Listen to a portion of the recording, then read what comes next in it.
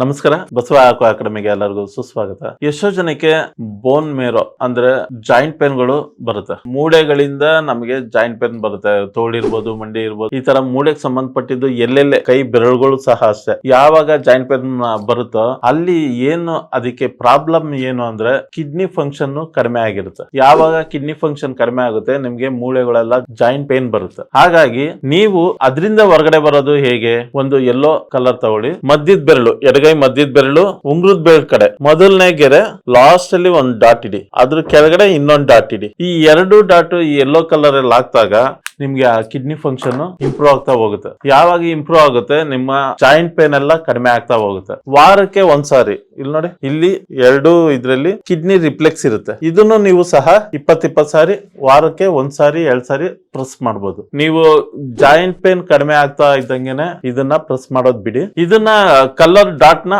½ hour ಹಾಕೊಳ್ಳಿ ಸಾಕು daily. ಇದೇ ರೀತಿ ಹಲವಾರು ಪ್ರೋಟೋಕಾಲ್ಗಳು ನೀವು ತಿಳ್ಕೊಬೇಕು ಅಂದ್ರೆ ನಿಮ್ ಸಿಂಪ್ಟಮ್ಗಳು ಯಾವುದೇ ಇದ್ರೂನು ಬರೀ ಕಲರ್ ಪಾಯಿಂಟ್ ಇಂದ ವಾಸೆ ಮಾಡುವಂತ ಇದು ಅಡ್ವಾನ್ಸ್ ಕಲರ್ ಥೆರಪಿ ಸಿಸ್ಕಿ ಅಂತ.